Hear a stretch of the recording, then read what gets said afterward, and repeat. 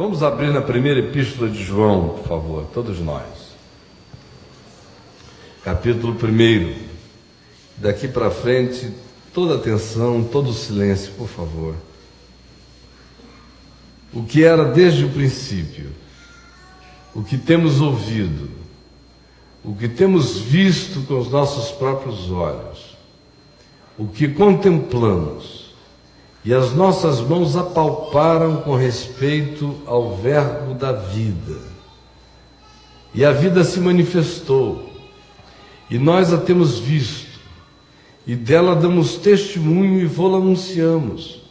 A vida eterna, a qual estava com o Pai, nos foi manifestada. O que temos visto e ouvido, anunciamos também a vós outros, para que vós igualmente mantenhais comunhão conosco. Ora, a nossa comunhão é com o Pai e com seu Filho Jesus Cristo. Estas coisas, pois, vos escrevemos para que a nossa alegria seja completa. Ora, a mensagem que da parte dele temos ouvido e vos anunciamos é esta: que Deus é luz, e não há nele treva nenhuma. Se dissermos que mantemos comunhão com ele e andarmos nas trevas, mentimos e não praticamos a verdade. Se, porém, andarmos na luz como ele está na luz, mantemos comunhão uns com os outros, e o sangue de Jesus, seu Filho, nos purifica de todo pecado. Se dissermos que não temos pecado nenhum, a nós mesmos nos enganamos e a verdade não está em nós. Se confessarmos os nossos pecados, ele é fiel e justo para nos perdoar os pecados e nos purificar de toda injustiça. Se dissermos que não temos cometido pecado, fazemo-lo mentiroso e a sua palavra não está em nós. Filhinhos meus, estas coisas vos escrevo para que não pequeis. Se todavia alguém pecar, temos advogado junto ao Pai, Jesus Cristo, o justo, e ele é a propiciação pelos nossos pecados, e não somente pelos nossos próprios, mas ainda pelos do mundo inteiro. Ora, sabemos que o temos conhecido por isto, se guardamos os seus mandamentos. Aquele que diz, eu o conheço, e não guarda os seus mandamentos, é mentiroso, e nele não está a verdade.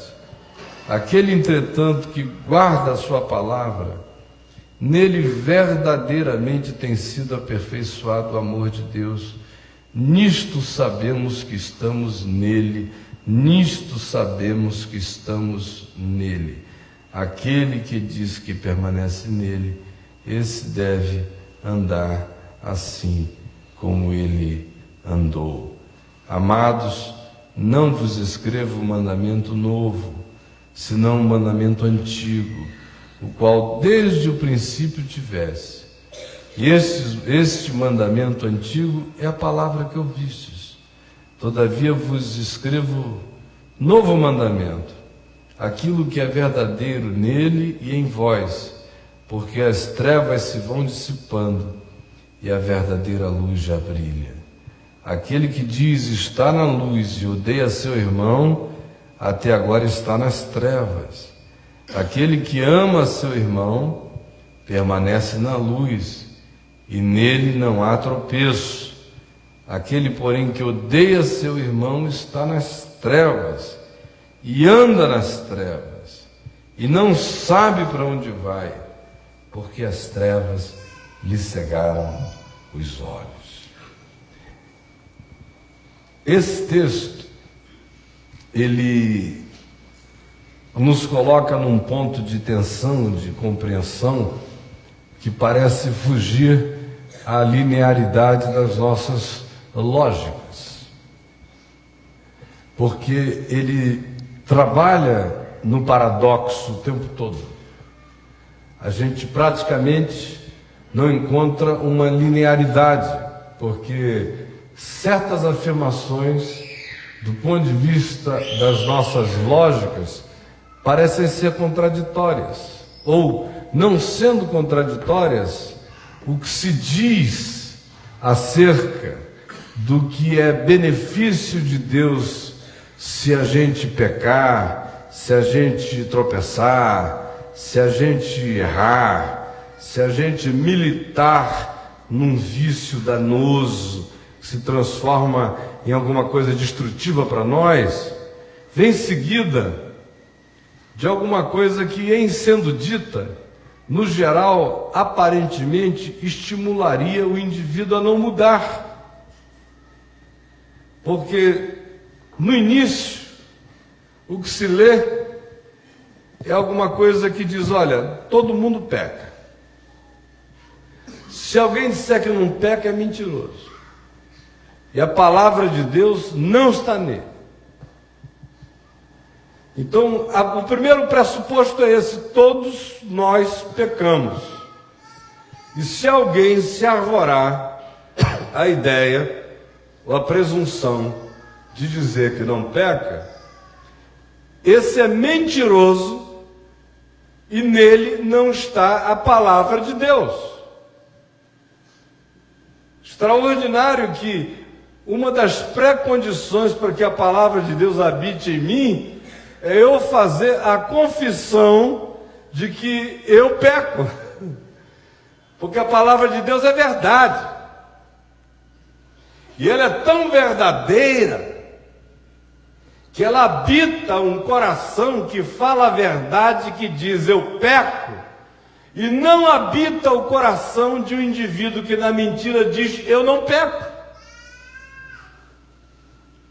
O que põe a palavra como verdade acima da contingencialidade existencial do homem, tanto quanto põe acima das circunstâncias comportamentais da sua existência. É como aquela figueira sem fruto, que vivia de folhagens.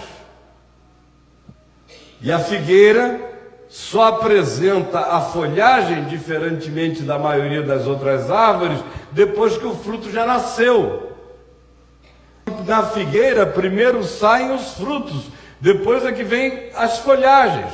Por isso é que Jesus, quando viu no Monte das Oliveiras todas as figueiras peladas, porque não era estação de fruto, e viu uma farisaicamente vestida de folhas, ele disse: vamos ver que anomalia é esta. E em chegando lá não havia fruto, só havia folhas. Por isso ele disse: nunca mais nasça fruto de ti. E a lição é esta, idêntica de 1 João, de que para Deus, o coração que chega e diz, como o do publicano no templo, batendo no peito: tem misericórdia de mim, pecador, nesse coração permanece a palavra da verdade, contrariamente do coração farisaico que diz: graças te dou, ó Pai, porque não sou como os demais homens e não pratico nada disso, praticamente dizendo: em mim não há equívoco nem contradição. Esta afirmação de autossantificação e de autojustificação e de justiça própria e de impecabilidade coloca o indivíduo numa rota de colisão contra a verdade. E a verdade quer ser verdade, mesmo que seja a verdade que diga: eu sou aquele que peca. Essa confissão não arranca de ti a palavra de Deus, ao contrário, a faz permanecer em você, contrariamente daquela outra que supostamente haveria de atrair a palavra da vida para você, mas apenas produz um fariseu, que aqui declara que não peca, e nessa própria declaração comete o pior de todos os pecados. Então começa com um estímulo a dizer: eu peco. E em seguida diz: mas o sangue de Jesus, o Filho de Deus, nos purifica de todo pecado. E um dos sinais de que a consciência está pacificada, João diz, é a nossa capacidade de relacionamento uns com os outros, olhando nos olhos, mantemos comunhão uns com os outros quando isso acontece. A gente começa a ter relação de comunhão e não aquelas amizades acima da linha da moral, que só acontece entre fariseus e entre iguais. Mas agora, porque todos pecamos e sabemos que sim, e porque a palavra da verdade nos convence disso e damos crédito a ela, e porque sabemos que o sangue de Jesus, o seu Filho, nos purifica de todo pecado, acaba o espaço farisaico da fachada, e a gente pode ter comunhão verdadeira uns com os outros, sem disfarces e sem camuflagens. Aí ele prossegue e entra em alguns elementos de natureza antitética do nosso ponto de vista, ou contraditórios, ou no mínimo paradoxais. Porque ele começa dizendo, já no capítulo 2, tenho-vos dito estas coisas para que não pequeis. E antes ele tinha dito, quem disser que não peca, comete pecado. A palavra de Deus não está nele, ele é mentiroso. E após fazer uma afirmação tão universal quanto essa, ele diz, tenho-vos dito estas coisas para que não pequeis. Se todavia alguém pecar, tendes advogado junto ao Pai, Jesus Cristo, o justo. Ele é a propiciação pelos nossos pecados, e não somente pelos nossos próprios, mas ainda pelos do mundo inteiro. A pergunta, portanto, é dupla. A primeira é, que pecado é esse que todos nós temos, que se dissermos que não temos, somos mentirosos? E que pecado é esse que se pode não pecar? Porque se de um lado se diz que quem disser que não peca é mentiroso, de um outro lado se diz, filhinhos meus, não pequeis. Como é que eu explico essa tensão? E mais do que isto, qual o estímulo que eu tenho para ouvir a segunda fase dessa declaração, que é, filhinhos, não pequeis? Se eu tenho algo que precede e que universaliza, essencializa, existencializa e torna visceral a consciência do meu pecado, que é, se dissermos que não temos pecado, fazemos-lo mentiroso. E a verdade não está em nós. Em contrapartida a essa evocação que diz, filhinhos, não pequeis. Qual o estímulo que eu tenho para andar na direção do não pequeis? Se o que precede a isto me diz, não diga eu não peco, porque senão você faz Deus mentiroso e a verdade não está em ti. Esse tensionamento na percepção da revelação de Deus é aquilo, se não houver entendimento em nós, a gente cai e decide optar por um dos polos de cada uma dessas coisas, que é onde habita a doença, a neurose, a culpa, a paranoia, a angústia, porque a nossa leitura hermenêutica, ou seja, interpretativa da Escritura, que é filha da lógica linear dos gregos, não sabe lidar com o paradoxo. Então a gente sempre tende a escolher um polo. Ou cai nas doutrinas da impecabilidade, como se fosse possível viver sem pecar, ou cai naquela que diz, eu peco mesmo e tenho orgulho de dizer que peco, que é para não fazer Deus mentiroso, e aí vai para o outro polo da vida. É nesse tensionamento que surge uma síntese de consciência, que é o que o Evangelho espera que nos habite. Outra aparente contradição Que estímulo eu tenho para aceitar essa declaração que diz: filhinhos, não pequeis, se ela é sanduichada por dois polos opostos? De um lado se dissermos que não temos cometido pecado, fazemos-lo mentiroso e a verdade não está em nós, é a banda de cá do sanduíche. No meio disso, não pequeis. E do lado de cá diz: se todavia alguém pecar, temos advogado, Jesus Cristo o justo. Ele é a propiciação pelos nossos pecados, e não somente pelos nossos próprios, mas ainda pelos do mundo inteiro. Então, de um lado, eu tenho essa afirmação que diz: aquele que diz que não peca o faz mentiroso, e a verdade não permanece nele. No meio, eu tenho: não pequeis. Ao lado eu tenho: se todavia alguém pecar, tendes advogado junto ao Pai, Jesus Cristo o justo. Ele é a propiciação pelos nossos pecados.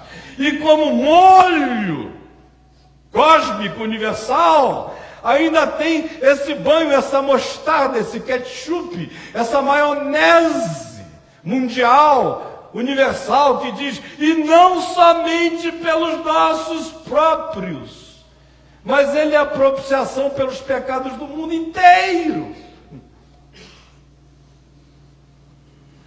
Aí o indivíduo lê isso aqui e não sabe com que parte fica. E como a maioria de nós tem uma tendência à esquizofrenia braba, ou às departamentalizações, ou às seletividades, ou de acordo com o seu estado de espírito, se ele está se sentindo cheio de justiça própria, se ele está se sentindo cheio de santidade pessoal, se ele está se sentindo cheio de algum tipo de comportamentalismo que diz a ele acerca da sua impecabilidade visível aos olhos dos outros ou do próximo, ele fica com: filhinhos, não pequeis. Aí ele vai ser um ser que vai oprimir todo mundo dizendo: filhinhos, não pequeis, filhinhos, não pequeis. Ele está vivendo naquele estágio da figueira de folhas. Ele está achando que, de fato, ele conseguiu uma façanha. Se ele está vivendo num momento de revelação visceral dele mesmo, ele se agarra a essa história do: aquele que diz que não tem cometido pecado o faz mentiroso. Mas eu tenho um advogado. E mais do que isso, ele é a propiciação não só pelos meus pecados, mas ainda pelos do mundo inteiro. De modo que a gente tende sempre a habitar um desses polos e nunca fazer síntese dessa consciência para nós mesmos. E se você ainda quiser piorar essa situação, inverta a leitura. E comece dizendo: ele é a propiciação pelos pecados do mundo inteiro. E não somente pelos do mundo inteiro, mas também pelos nossos próprios. E também pelos nossos próprios, porque nós temos um advogado junto ao Pai, e ele é o nosso advogado junto ao Pai. Portanto, não pequeis. Mas se disserdes que não tendes cometido pecado, o fazeis mentiroso, e a verdade não está em vós. Ou seja, a leitura decrescente de trás para frente fica ainda mais chocante e contraditória. Porque se eu tenho essa propiciação universal pelo mundo inteiro, por que eu vou me preocupar com a minha existencialidade? E nenhuma dessas coisas podem ser negadas. Ele é a propiciação pelos nossos pecados, e não somente pelos nossos próprios, mas também pelos do mundo inteiro, porque o Cordeiro de Deus foi imolado antes da fundação do mundo, de modo que a criação já acontece no ambiente dessa graça redentora, porque Deus amou ao mundo de tal maneira que deu o seu Filho, não apenas na história, 2000 anos atrás, mas deu o seu Filho antes que houvesse mundo. Na história, no entanto, ele se encarna para que todo aquele que nele crê não pereça, mas tenha vida eterna.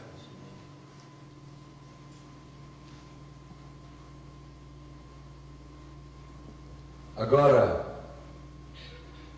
como é que eu equilibro isso dentro de mim para que eu não me torne um ser departamentalizado e fique escolhendo que parte da revelação me é melhor aplicável de acordo com o meu momento existencial?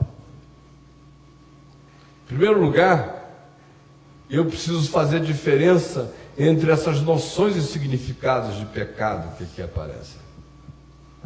A primeira é de natureza essencial. Quando ele diz: aquele que diz que não tem cometido pecado, ou se dissermos que não temos cometido pecado, fazemo-lo mentiroso e a verdade não está em nós. Ele não está falando do pecado que se manifesta como comportamento, não está falando daqueles delitos deliberados, não está falando de nenhuma maquinação, não está falando de nenhuma pulsão que emerge do ser e produz um comportamento aleivoso que é contra nós, é contra o próximo, é contra a vida. Ele está falando da essencialidade de quem eu sou.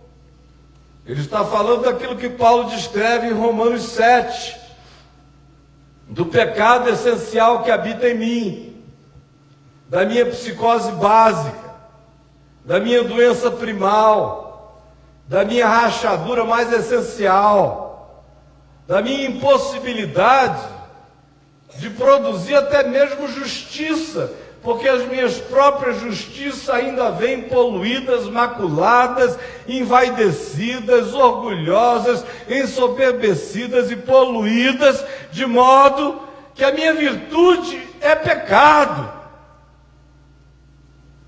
É como trapo de imundície. Então é nesse sentido que ele diz: se alguém disser não temos cometido pecado, fazemos-lo mentiroso e a verdade não está em nós. Porque nós não só temos cometido, como nós somos pecado.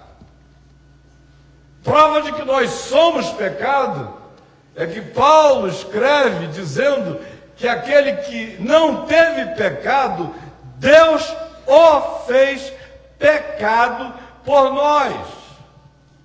Ele não apenas levou o nosso pecado, mas ele se tornou quem nós somos. Ele se tornou pecado, para poder ser salvador, não de pecadores, porque pecam, mas de seres que pecam, porque são pecadores. Então, se eu disser que eu não sou, se eu tentar criar qualquer tipo de autojustificação e disser que não tenho cometido pecado, e que o pecado não anda metido em mim, e que eu sou um esquizofrênico essencial, e que eu tenho dentro de mim ambiguidades e conflitos, e que há bandas em choque, e que com a minha mente eu quero o que é bom, mas encontro dentro de mim frequentemente pulsões que se antagonizam à minha própria consciência, e esse é o pecado que habita em mim. Se eu não tiver essa convicção, essa percepção, e não fizer essa declaração, a verdade não habita em mim, eu o faço mentiroso, a palavra de Deus não está em mim. Esse é um lado da história. O outro lado da história é de que, apesar de eu confessar a essencialidade de quem eu sou, e minha contradição mais profunda, mais íntima, e a guerra instituída e instaurada como conflito de consciência, só é pacificada quando minha mente, minha alma e meu ser descansam no que Jesus já fez por mim, de tal modo que eu posso dizer como Paulo: agora, pois, já não há mais nenhuma condenação para os que estão em Cristo Jesus, porque a lei do Espírito da vida em Cristo Jesus te livrou da lei do pecado e da morte. Enquanto essa consciência não chega, o que tem que me habitar como saúde é a certeza de que eu não peco, porque simplesmente eu decido determinadas coisas equivocadas de vez em quando. Ao contrário, existe uma essência em mim que gera pulsões que frequentemente se contradizem, se chocam com a própria consciência que eu tenho, quanto mais com a palavra que sobre mim é estabelecida, de tal modo que eu repito, eu não sou pecador porque eu peco porque eu sou pecador. Segundo nível de pecado aqui mencionado, quando ele diz, filhinhos, não pequeis, já não é mais o primeiro. Do primeiro ninguém foge, nós somos. Se a gente disser que não é, a verdade não habita em nós. Se a gente disser que não é melhor você se candidatar a Messias da humanidade. Ofereça-se para salvar o mundo. Na melhor das hipóteses, ou na menor, se torne um grande guru universal. Ofereça abraços e beijos ungidos. Mude-se para a Índia. Faça qualquer coisa desse tipo ou não precisa. Monte o seu trono de impecabilidade em qualquer capital do Brasil que você vai ter uma audiência enorme, sem falar que ficará rico do dia para a noite.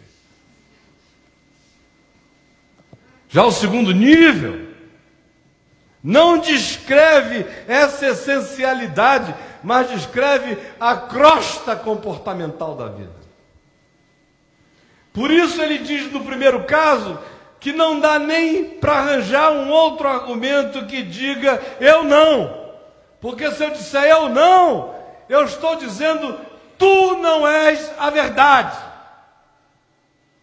Para eu poder dizer tu és a verdade, eu tenho que dizer eu tenho cometido pecado, porque se eu não fizer essa declaração, eu já estou cometendo a mentira mais essencial e praticando a cegueira mais radical, que é a incapacidade de me enxergar nas coisas mais chocantes das contradições do meu ser.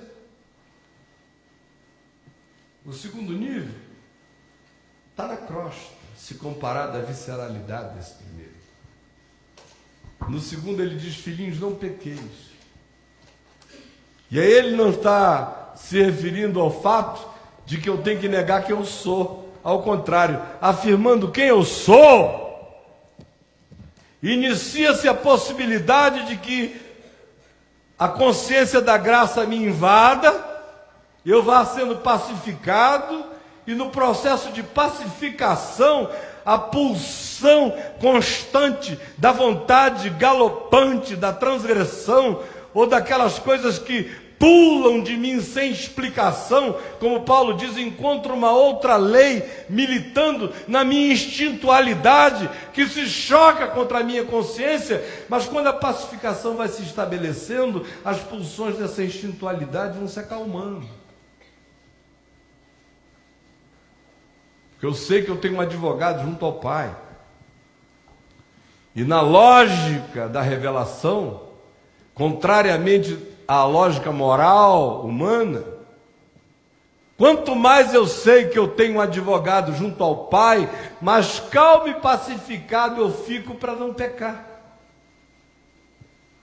E quanto menos eu sei que eu tenho um advogado junto ao Pai e que penso equivocadamente que tudo depende de mim, dos meus esforços e da minha justiça própria, mais deflagra-se o processo que do lado de fora também se manifesta como pecado exterior. De modo que a lógica da moral humana diz, toque terror, que é para você estabelecer controle.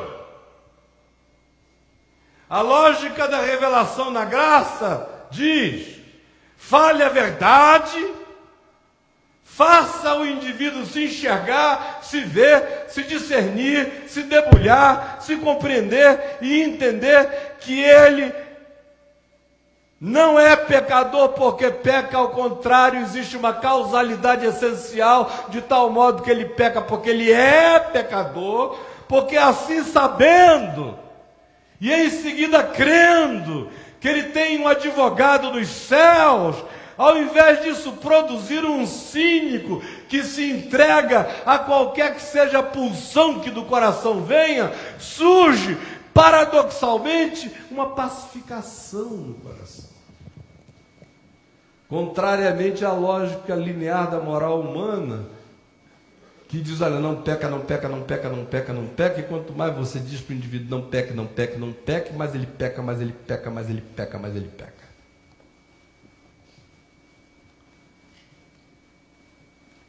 E por quê? Porque quando João diz, filhinhos, não pequeis, depois de ter dito, filhinhos, não digais que não sois pecador, ele já tirou de nós, com essa afirmação, o espírito da transgressão. Porque o espírito da transgressão é o que fomenta, alimenta, nutre, estimula. De fato, o espírito da transgressão é o nutricionista de todas as pulsões que nascem de dentro de nós na direção do pecado que se explicita como comportamento. Então, quando eu consigo fazer essa distinção entre pecado essencial e o pecado do comportamento, aí eu entendo o que João está dizendo, não pequeis. E embora vocês sejam pecadores, vocês estão debaixo de uma pacificação. Essa pacificação de ter um advogado junto ao Pai, que podia ser aquele que vos condenaria, de acordo com Paulo em Romanos 8, mas decidiu ser o que advoga a causa. E é o que suscita a questão: quem nos condenará? Se aquele que deveria nos acusar resolveu nos defender, que condenação haverá contra nós?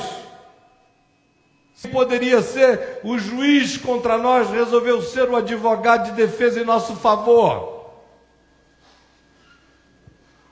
Quando isso se estabelece, o coração se pacifica, e uma vez pacificado, surge um espaço não doentio e não hipócrita para a segunda afirmação, que diz não pequeis. E por que diz não pequeis, se eu sou essencialmente pecador?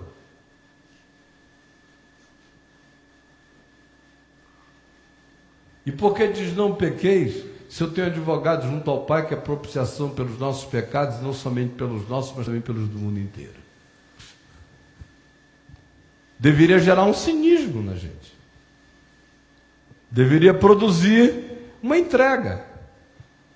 Se de um lado está dito que a minha essência é assim, de um lado está dito que a essência de Deus é misericórdia e é a advocacia gratuita em nosso favor e pelo mundo inteiro, o que a lógica moral produz, se não um ser frouxo, libertino, largado, despreocupado e entregue a todas as pulsões instintuais que brotarem dele? Mas ao contrário, a lógica do Evangelho sente e ensina diferente, porque diz: se você sabe a verdade radical e visceral de quem você é, e sabe quem é Deus em seu favor, o saber de Deus em seu favor como graça, em sendo apreendido pela fé, pacifica o coração de tal maneira que eu posso agora não viver sob a escravidão do pecado.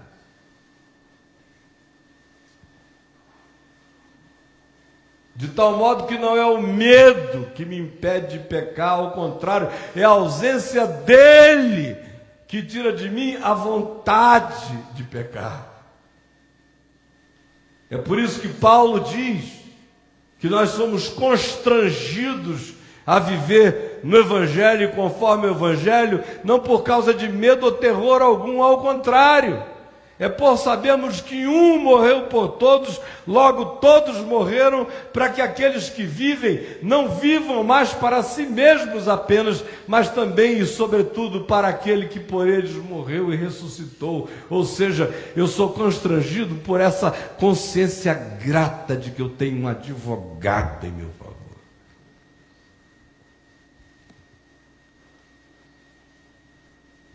Agora, quando ele diz não pequeis, a que ele está se referindo? Aqui no contexto de João, ele foca essa coisa toda não em moralidades ou em comportamentalidades exteriorizadas. Ele foca isso numa essência e numa dimensão muito mais profunda. Ele diz: aquele que ama ao seu irmão conhece a Deus. Quem não ama seu irmão não conhece a Deus. Aquele que diz que odeia seu irmão nunca viu a Deus. Ele chama essa história inteira para amor e ódio. Chama essa história inteira para dois elementos absolutamente essenciais da vida, que são aqueles que, em estando presentes, ou estimulam horrivelmente a gente numa direção negativa, ou geram em nós o estímulo numa outra direção construtiva e produtiva. Porque onde o ódio se instala, conforme diz Paulo, lá em Efésios, no capítulo 4, onde o ódio e a amargura se instalam, começam todas as coisas ruins. Ou como diz o apóstolo Tiago, inveja amargurada, ódio, produz toda sorte de coisas ruins. Se você vai lá para Efésios 4, ele começa dizendo: irai-vos e não pequeis, não se põe o sol sobre a vossa ira, nem deis lugar ao diabo. Aquele que rouba, não roube mais. Aquele que mente, não minta mais. Aquele que engana o próximo, não engane mais. No meio de vós não haja gritaria, chocarrices, iras, discórdias, facções, ódios, disputas, cobiças, invejas, todas as coisas que são filhas do ódio, da amargura, do desamor. Por isso João não precisa fazer uma lista, ele apenas toca na essência produtora de toda sorte de coisas ruins, que é a incapacidade de amar o irmão, ou pior do que isso, a capacidade de odiá-lo, de não gostar dele, ou de matá-lo em mim mesmo pela vacuidade do significado da existência dele para mim. E quando meu coração se acostuma a olhar a vida com esse olhar, a ver o próximo desse modo, a perceber o meu irmão assim, ou quando eu de repente dou ao meu humor o direito de se transformar em ódio, ou em amargura, ou em antipatias absolutamente gratuitas e irreversíveis, ou quando eu arranjo direitos equivocados e mentirosos, mas baseados nas minhas justiças próprias, para projetar sobre o meu próximo alguma coisa que justifique a minha raiva e minha amargura, eu, sem saber, estou abrindo espaço para a criação de um covil de malignidades no meu ser, que vai tomar todas as formas possíveis, que pode ir desde o ódio persecutório até aquela ação absolutamente contumaz de uma prática comportamental de uso, abuso, utilização do outro, que pode ser desde daquela relação familiar abusiva até aquela outra que escraviza alguém e mantém essa pessoa sob o tacão de uma posse que não tem nada a ver com amor, tem a ver apenas com dominação. Não necessariamente com ódio dessa pessoa, mas com tanto ódio da vida, que transfere o ódio da vida para alguém que se torna seu escravo e, portanto, objeto do seu ódio, ainda que você diga: meu amor, eu te amo.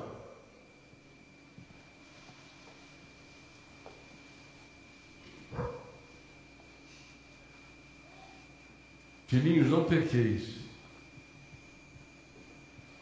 O oposto disso é amor. Não é possível, já que nós somos seres essencialmente carregados dessa dicotomia, dessa dualidade, que pode ser uma esquizofrenia de separações estelares, e o cara fica louco mesmo, esse lado de cá não fala com esse lado de cá do ser, e ele adoece profundamente. Ou pode ser aquela fissura. Cada um de nós tem a sua rachadura, mais larga, mais estreita, E a única chance dela ir ficando menor e menor e menor e se fundir numa coisa só é se eu puder dizer: agora, pois, já não há mais nenhuma condenação para os que estão em Cristo Jesus. Aí eu vou me juntando, me tornando um cada vez mais. Mas sem amor, não existe a menor possibilidade de eu ouvir esse mandamento: não pequeis. Porque só o que nos pode prevenir na prática desse pecado, que se torna comportamento, exterioridade, ação, conceito, ideologia, proposta, modo de ver a vida, só o que pode fazer prevenção disso é amor. Porque se o ódio me põe no caminho avassalador e triturador dessas práticas, ainda que eu mesmo não saiba que o que está acontecendo comigo é fruto de um coração odioso e amargurado, machucado, de um outro lado, é só a internalização da consciência do amor de Deus pela via de uma gratidão enorme por nos sabermos perdoados e acolhidos, aquilo que pode pacificar o meu coração e produzir amor, porque João termina dizendo: o que vos digo não é um novo mandamento, ao contrário, é antigo, mas se eu tiver que chamar isso de novo, eu quero apenas dizer: aquele que o conhece, que também ande como ele andou, e ele andou em amor. Aí, concluindo, minha gente, olha aqui para mim, porque essa foi só a introdução para o que eu quero dizer, tá bom? Mas fiquem tranquilos, porque a introdução é sempre enorme, o que eu quero dizer é curtinho. É que sem uma longa introdução, ninguém entende o curtinho do que eu quero dizer. O que eu quero dizer? Se é que eu não disse nada até agora. Mas o que eu quero dizer? Primeiro, é que a lógica espiritual do Evangelho é diferente da lógica da religião. A lógica da religião diz que você pode não pecar, porque ela diz que você só é pecador porque você peca. Se você parar de pecar, você deixa de ser pecador. É a lógica do fariseu. Graças te dou, ó Pai, porque eu não sou como os outros homens da terra pecadores. Porque eu dou meu dízimo, eu jejuo, eu não ando com os iníquos, eu não sou adúltero, eu não sou como os demais homens da terra, e nem tão pouco quanto este publicano, que está aqui ao lado, batendo no peito, fazendo essa oraçãozinha boba. Ó Deus, tem misericórdia de mim, pecador. Essa é a lógica da religião. A lógica do Evangelho é outra completamente diferente. E o pior não é isso, é que a gente tem uma dificuldade enorme de acreditar que ela produz o melhor fruto. Ela chega e diz: não diga que você não é, porque senão você vai estar mentindo contra aquele que vê, diante de quem você é um flagrante. Você é. Além disso, pode ter certeza absoluta de que se você disser que não tem cometido pecado, não só o faz mentiroso, mas a palavra de Deus não vai nunca habitar em você, porque para que a palavra habite em você, ela só habita como verdade. A palavra de Deus é verdade. Como é que ela vai se instalar num coração que já começa fazendo como primeira confissão a mentira sobre o seu próprio ser? Então ela não está nem um pouco preocupada em criar terrores que produzam comportamentos e exterioridades que são apenas plásticos e estéticos. Ela começa fazendo a evocação da chamada mais radical para você se enxergar e se ver. E dizendo: Deus habita num coração que diz: eu minto. Mas diz isso com verdade para Deus, mas não habita num coração que diz: eu só falo a verdade, como confissão da maior mentira. Porque Ele é o Deus da verdade. E a pior verdade encontra solidariedade em Deus, e a melhor mentira não encontra nele senão as costas eternamente voltadas contra.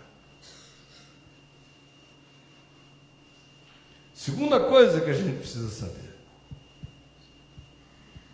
é que o único caminho para que a gente vá encontrando pacificação no coração, estranhamente, trabalha de uma suspensão, a partir de uma suspensão total dos nossos medos, para chegar às curas mais essenciais do nosso ser.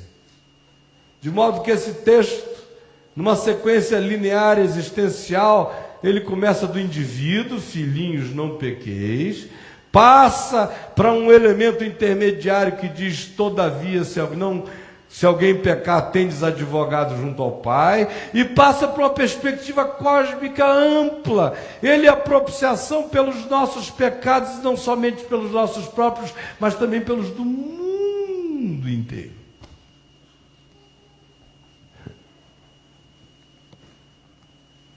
Aí a minha mente vai lá para trás. Aí eu vejo, antes de haver mundo, o Cordeiro imolado por mim antes da fundação do mundo, criando o universo inteiro num ambiente onde a redenção já era o cenário. Além disso, eu tomo a consciência de quem eu sou e de que para Deus a confissão da minha mentira ou do meu pecado ainda é uma devoção infinitamente mais profunda do que o escamoteamento e a camuflagem dele. Porque Deus é o Deus da verdade. E a terceira coisa é que eu sou estimulado, apesar de já estar perdoado desde antes da fundação do mundo, eu sou estimulado a não pecar. Apesar de essencialmente ser afirmado como pecador, sou chamado a não pecar. Então, entre essas duas dimensões, um perdão eterno e uma consciência existencial radical do meu próprio pecado e mentira, no meio dele habita essa evocação: não peque. Porque é só reconhecendo quem eu sou, e é só reconhecendo que Ele é a meu favor, que o meu coração se pacifica, para que eu possa ter a chance de não me tornar escravo das alegações que dizem: eu nasci assim, vou morrer assim, vou viver assim, Gabriela, sempre Gabriela. Porque acabam-se os karmas aqui. Eu sei quem sou, mas maior do que eu é Ele que está sobre mim e é o meu advogado. Aí quando João diz: não pequeis, ele só diz: olha, tome cuidado, porque o que o seu coração vai produzir será sempre resultado de ódio ou amor. Quem ama a Deus ama o irmão. Quem ama o irmão não escolhe o caminho do esmagamento, nem da utilização, nem da objetização, nem dos maus tratos, nem da vontade de esmagá-lo, de controlá-lo, de arruiná-lo, de possuí-lo como se fosse um objeto seu. Quem ama o irmão não o oprime, não o tiraniza. Quem ama o irmão não joga contra ele, sobre ele, iras crônicas. Quem ama o irmão não vive de chocarrices. Quem ama o irmão não pratica contra ele a sedução da impudicícia, que quer apenas provocá-lo, utilizar-se dele. Quem ama o irmão não rouba. Quem ama o irmão não mente para ele, não o transforma num saco de engano das suas fantasias e das suas produções, conforme Paulo em Efésios 4. Para quem odeia o irmão, para esse não há remédio. Por isso, não pequeis acontece como uma invocação e uma evocação de Deus a nós, no sentido de dizer, agora que você sabe quem você é por si mesmo, e agora que você sabe que apesar disso, você tem advogado constituído, como Jó disse, na sua perplexidade, na sua total impossibilidade de compreender o que estava acontecendo a ele mesmo, no absurdo de tudo que lhe acometera, ele chega num determinado momento que ele diz, ó Deus, quem mais tenho eu na terra que advoga a minha causa? Eu constituo Deus, meu advogado contra Deus. Vocês que se entendam a meu favor. E essa é a declaração de fé mais extraordinária desta vida, porque ele não se defende, ele olha para os céus e diz, Deus é Deus, tem alguma coisa me acontecendo vindo da parte de Deus que eu não posso entender, essa manifestação de Deus me é indisponível, mas o que eu sei de Deus que se me tornou disponível, me diz que Ele é meu Deus, que Ele me ama e que Ele advoga a minha causa. Por isso eu digo, Deus, se entenda com você mesmo a meu respeito, e tem mais, eu te constituo meu advogado, portanto, me defenda de você. Aí o coração se pacifica. Se pacifica. E aí o não pequeis de João começa a ter mais sentido. Não que nós nunca mais pequemos, ao contrário. Não há um dia que a gente não peque. Os nossos sentimentos são ambíguos. As nossas cobiças latentes são desde aquelas sutilmente perversas até aquelas mais explicitamente perversas. Nossos interesses pessoais que sobrepujam ao do outro são pecados nossos.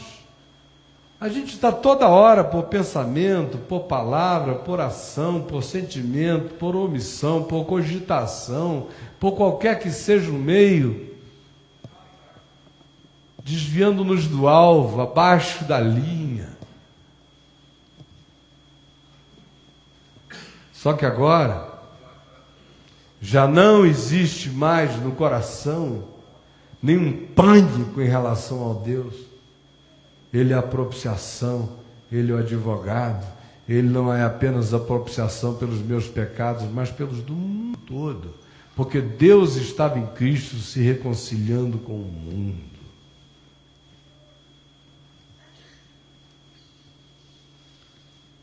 Aí quando isso começa a entrar e se torna uma apropriação em fé para mim, não uma teoria, não uma doutrina, não uma fala organizada, mas uma consciência que só nos chega por iluminação do Espírito Santo em nós, só nos chega por revelação, só entra em nós como síntese, sem contradição, quando o Espírito Santo nos abre para esse discernimento, porque tudo isso que eu estou dizendo transcende as lógicas das linearidades humanas.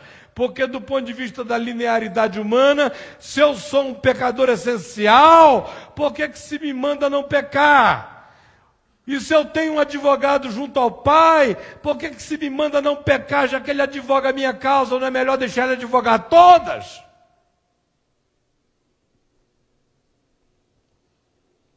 É porque quando se me manda não pecar, não se me manda não pecar por Deus. Deus não fica menor quando eu peco, nem fica maior quando eu não peco. Se me manda não pecar por causa de mim, se me manda não pecar por causa do meu próximo, Se me manda não pecar para que a vida se torne mais sadia.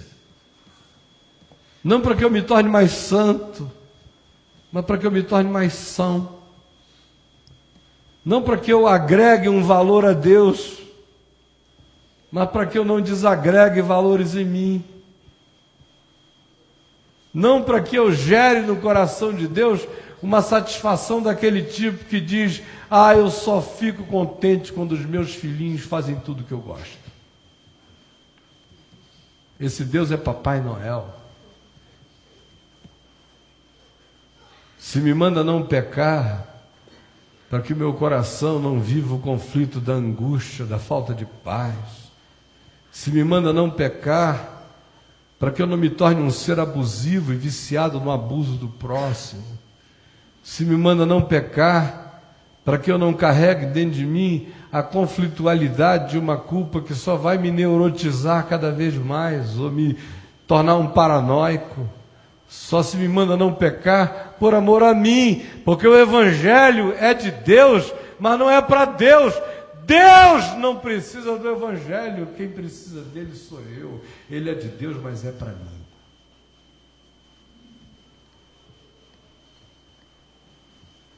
E a contradição é essa. Para eu mergulhar nesse estado de pacificação, eu preciso começar dizendo: eu tenho cometido pecado.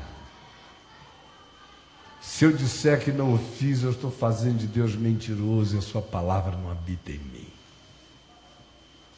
Estranhamente, a palavra de Deus que habita em mim, a primeira palavra de Deus que habita em mim, é aquela que me diz que eu tenho cometido pecado. Mas é palavra de Deus habitando em mim.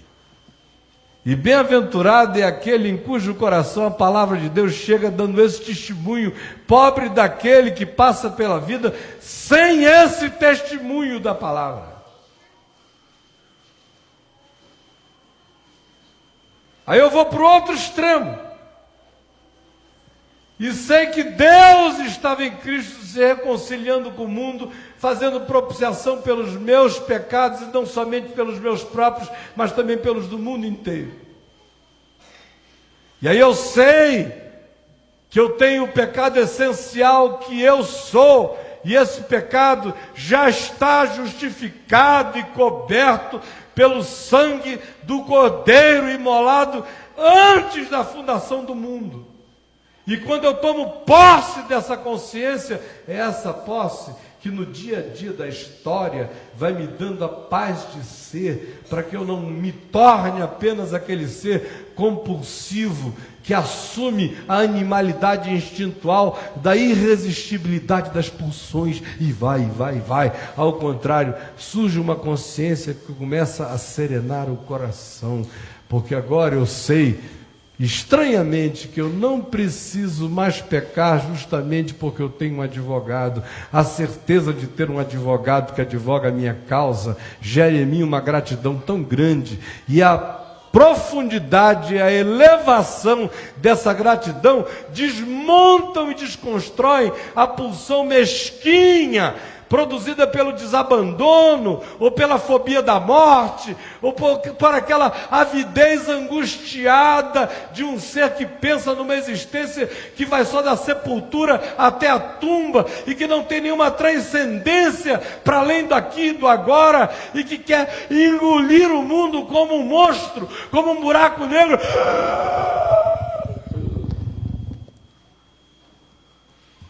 Mas porque eu tenho um advogado que advoga a minha causa do mundo inteiro, e porque a minha vida não se resume, não é um trajeto do berço à sepultura, eu transcendo isso tudo, sou herdeiro de Deus em Cristo Jesus, e o meu advogado já advogou a minha causa, assim como advoga do mundo inteiro. Eu busco não pecar, não para ser melhor, ou não para deixar de ser pior, eu apenas busco não pecar, porque eu quero o bem de Deus na minha vida, porque eu não tenho espírito suicida, porque eu não estou a fim de me fazer mal, porque eu não quero que a minha existência seja um rastro de perversidade na vida, e nem tampouco eu quero que o meu próprio ser se estilhasse de tal modo que eu mesmo não consiga mais me reencontrar e nem juntar as minhas pontas, de tal maneira que para eu chegar e ir chegando e crescendo para esse nível, paradoxalmente isso começa de uma confissão que a maioria não quer fazer. Eu sou o pecado. Eu tenho, todavia, um advogado que advoga a minha causa. E é por isso que eu posso, hoje, fazer escolhas e dizer: vem, vamos embora, que esperar não é saber. Quem sabe faz a hora, não espera acontecer. Porque agora eu já sei, eu posso começar a escolher o que é bom. Eu não preciso ficar na passividade de esperar que alguma carruagem de fogo me leve para uma instância superior de vida. Essa decisão pode começar a ser feita dentro de mim aqui e agora, hoje já. Se eu entendo isso, se você entende isso, o coração se pacifica. E os poderes do ódio, da amargura, da frustração, oriundos da justiça própria que produz arrogância, vaidade, soberba, supremacia moral, importâncias e superioridades que acabam gerando um ser profundamente hostil contra os diferentes e, portanto, odioso e odiento, e, portanto, também produtor de maldade e de pecado, cessa em mim. E começa a surgir um ser grato, que ama porque foi amado, que perdoa porque foi perdoado, que não peca como deliberação de vontade própria e maquinação pessoal, porque aquele que não teve pecado, Deus o fez pecado por nós. De modo que o medo só produz mais fobia e mais pecado. A ausência dele em fé e a certeza do amor de Deus pacificam o coração e deixam você dia a dia mais livre para ser filho do amor. E como diz Paulo em Gálatas 5, o amor não transgride lei nenhuma, de modo que quanto mais eu cresço no amor, menos transgressão há em mim. Quanto mais eu me aprofundo e me entrego ao ódio, mais transgressões haverá em mim. É por isso que João não perde o tempo dele com uma lista de coisas a fazer ou não fazer, e concentra tudo em duas coisas, uma para ser, outra para não ser.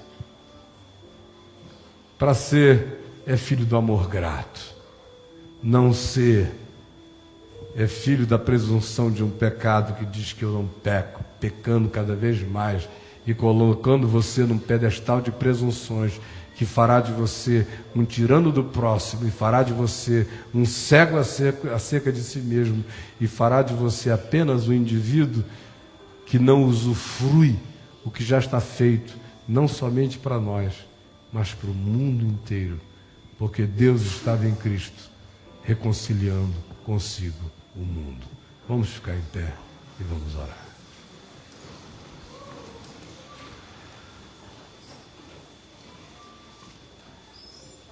Vamos dar as nossas mãos, todos nós.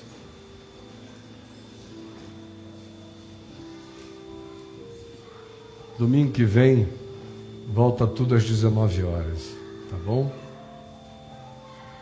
Às 19. E eu estou precisando ir com a Adriana até o Rio. Não será nessa semana, mas na seguinte. Só durante a semana, domingo nenhum, nós vamos estar ausentes aqui, para poder trazer os nossos móveis, porque por enquanto a gente só está usando os móveis que havia na casa. Então, a gente tem que ir lá, botar num caminhão e trazer. Assim que isso acontecer, que vai ser daqui a 2 semanas, vamos estar com as coisas em casa, pelo menos o mínimo necessário. Então 2 reuniões vão começar lá em casa mesmo. Uma é uma reunião dos homens comigo, e outra é uma reunião das mulheres com a minha mulher. De modo que tenham paciência, só mais 2 semaninhas, tá bom? E aí a gente vai voltar a ter aquela reunião de terça-feira com os homens, e ela vai voltar a ter aquela reunião gostosa com as mulheres, agora para não parar mais, tá bom? Só para crescer, você levar as suas amigas, seus amigos. E eu queria fazer um pedido a vocês. Vocês andam muito encolhidos. Muito encolhidos. É um encolhimento danado. Não é um encolhimento? Chega lá no trabalho, aí, onde é que você está indo? Aí o cara diz, estou indo aí num lugar. Ah, que lugar é esse? É lá no caminho. Caminho de quê? Da graça. Lá no Caifábio? Lá no Caifábio. Ele é aquele que se divorciou? Ou não é assim? Tudo que é apóstolo, bispo, arcebispo, anjo, arcanjo, querubim, todo mundo casa, descasa, faz o que quer, se amazia, se desamazia, tem azia, qualquer negócio. Agora, eles mal sabem que quando eles fazem de mim assim, esse ser irrecuperável, porque eu me divorciei, eles estão apenas afirmando o fato de que a referência do que eu anuncio a vida inteira é superior ao dessa moçada toda. Por isso que os outros podem fazer o que quiser, porque calhorda faz o que quer e é normal. Então para com isso, bota a cara para fora, meu irmão. A luta. E não tenha vergonha de mim, porque eu não tenho de você. E não tenha vergonha de mim, porque Deus não tem vergonha de mim. Nenhuma. Ao contrário, eu ouço alhadas da alegria dele quando eu prego o Evangelho. Vocês lembram daquele filminho Carruagens de Fogo?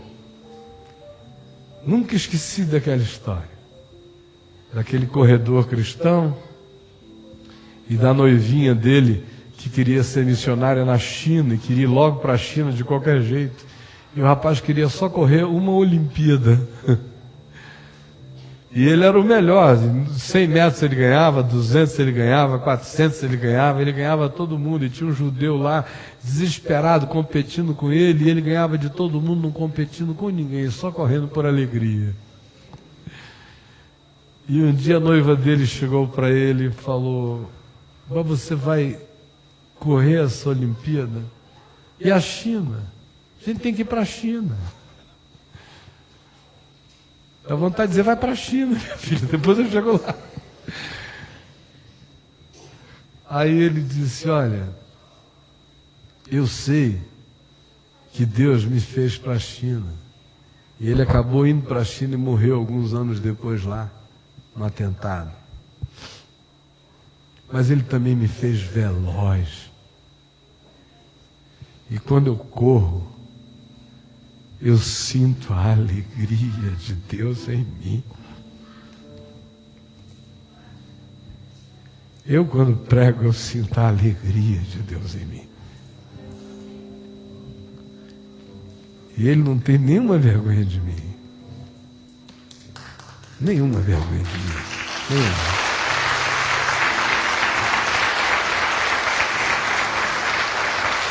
Então,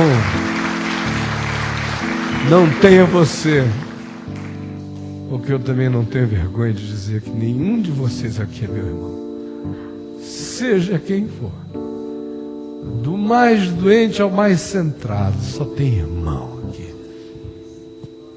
Então chega de botar a cabeça no buraco, cara para fora. Durante essa semana, sem ser persecutório, seja amorosamente interessante.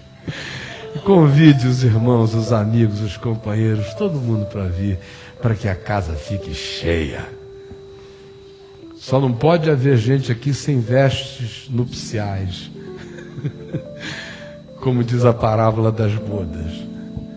Tem que estar vestido com a justiça de Cristo, mas pode vir aleijado, cego, coxo, paralítico, de todo tipo, até evangélico. desde que se vista com a vestidura de Jesus. Então, ânimo, vontade, porque nós temos diante de nós um privilégio. Esse milênio está começando horrível.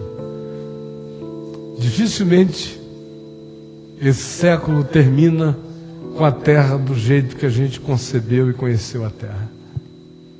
A gente está vivendo dias muito cruciais e não estamos nos dando conta disso.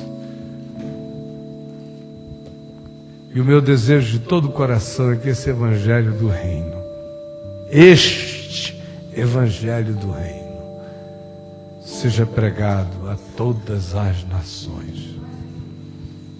Então a gente precisa da sua oração, sua participação, seu convite, seu envolvimento, sua gratidão que se transforme em recurso financeiro, em recurso humano, em dádiva dos seus dons, em toda sorte de envolvimento.